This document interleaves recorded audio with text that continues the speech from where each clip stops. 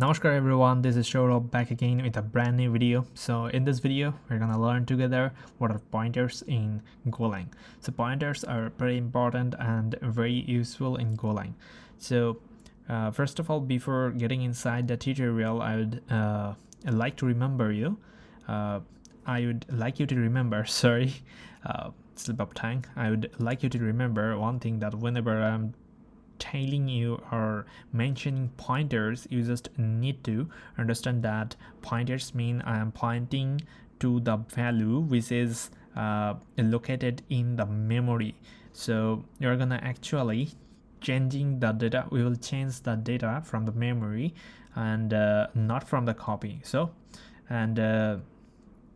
and we will also learn how to reference that memory address as well. So without talking too much, let's get started. So I have already created another day 12 folder. If you are watching the stories, I hope you understand that what we are actually creating. So sequentially it's the day 12, and we have opened up that particular folder in our VS Code and already initialized a Golang project here.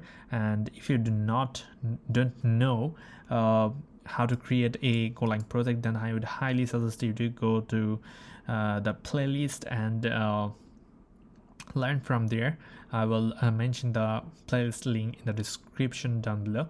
So after that, I have already created another main.go file, which is the main entry file, and followed by this, I have also mentioned and specified the package name, which is package main, and right after specifying that package, I have also created I have also mentioned a file function name, which is main, which is going to be responsible for act as a entry function for other codes of this particular project.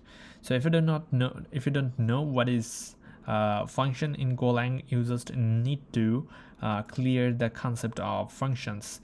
I would also highly suggest you to head over to my functions video, where I have covered how to create and use the functions, how to return multiple values, what are the parameters, and so on.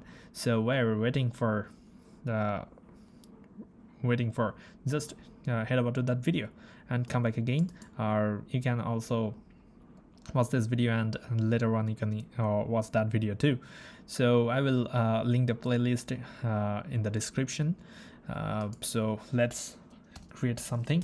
First of all, I would like to show you that what are the address of memories looks like. So let's create in something called a value. So this is a variable, and right after initializing this value, which is one is an integer, so this is going to be stored inside our memory.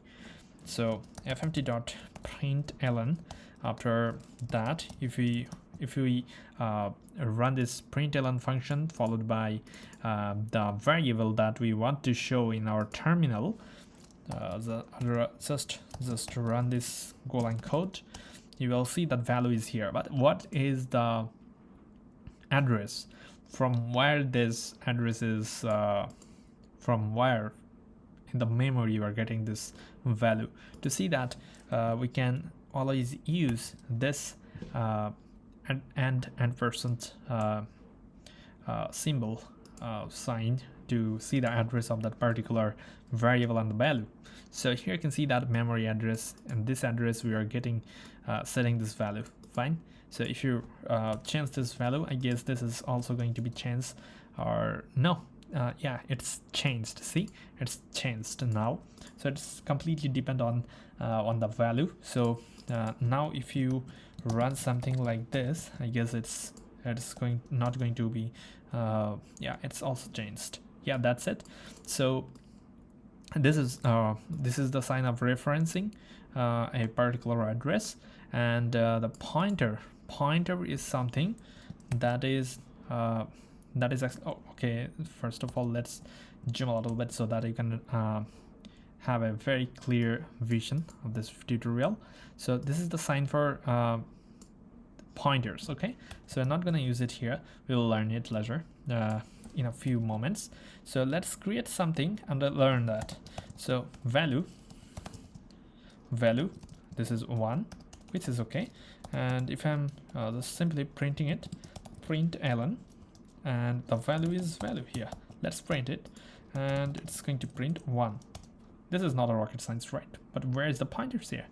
So let's create it here, another function which will increase the value with 1. Okay, so let's make it 10, and now increment, it will take a value, or a number, or a let's call it a, and it will take a data type of integer, and it will return another integer because we are gonna increment that value with 1. So let's return it a plus 1. And now if you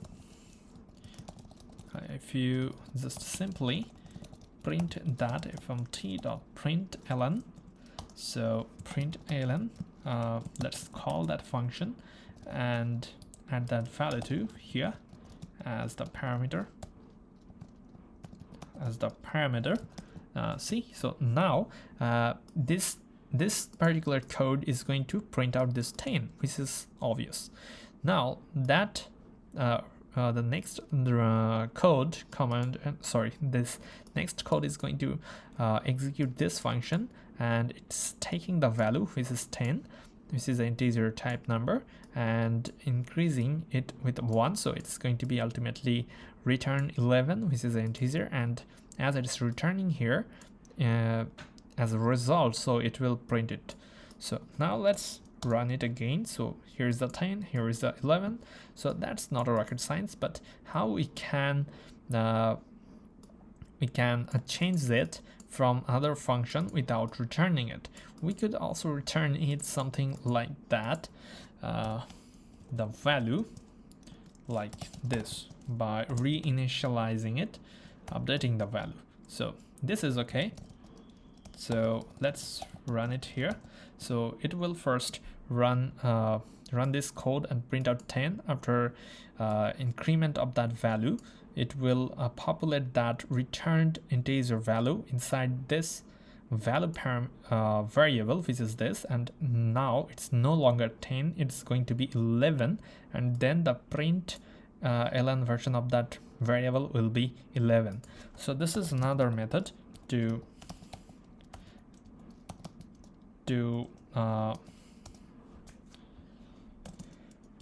update the value. So but in this case we are also returning something, as the return value is reassigned in the variable. Okay, so now let's use the pointers. So in pointers we are not going to return anything. So here is it, we're not going to return anything. Let's make it really simple. First of all, you just need to we're also not reassigning anything. What we need is, we just want a integer type from where we just need to get the address of memory. How? Just using the pointer.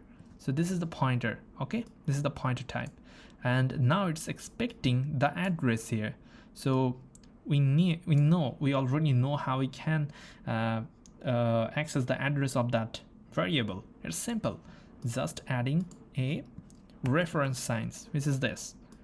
Okay, so now it is we are actually giving the parameter value as the reference or the address of that particular variable, okay, which is 10 in this case.